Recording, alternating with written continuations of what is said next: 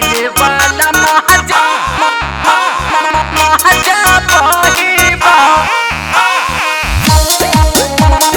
महाजा पहिबा।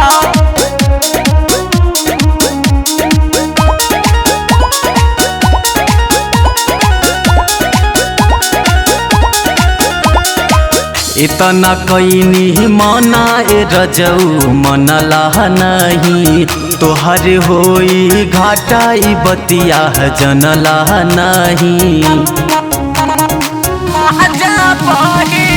इतना कैनी मना ए रजऊ मनला नहीं तोहर होई घाटा ई बतिया जनला नहीं।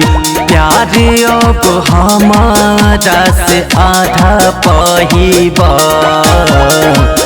पापा बन गहिला हो राजा अपना पहिले वाला महाजा पहिबा। पापा बन गहिला हो राजा अपना पहिले वाला महाजा पहिबा।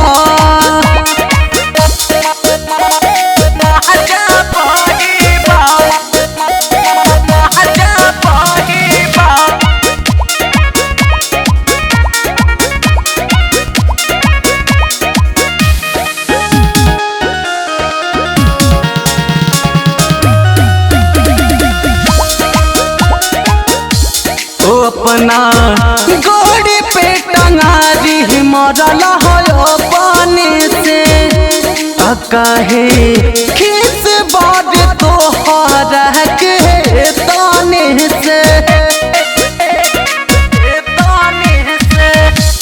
ओ अपना गोड़ी पे टंगारी मरल हो पानी से कहे खीस बड़ तोहर के ताने से। दुख अब करो से ज्यादा पहिबा पापा बन गहिला हो राजा अपना पहिले वाला महाजा पहिबा। पापा बन गहिला हो राजा अपना पहिले वाला महाजा पहिबा।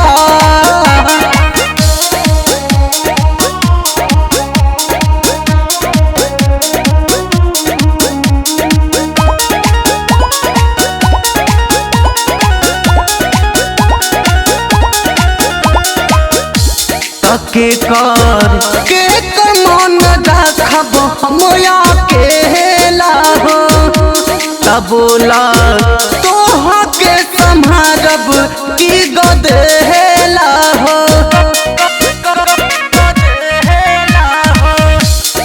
के कर मन रखब हम अकेला हो तबोला तोहा के संभारब की गदेला हो। कैले बड़ा गलती त साजा पाइबा पापा बन गहिला हो राजा अपना पहिले वाला महाजा पहिबा।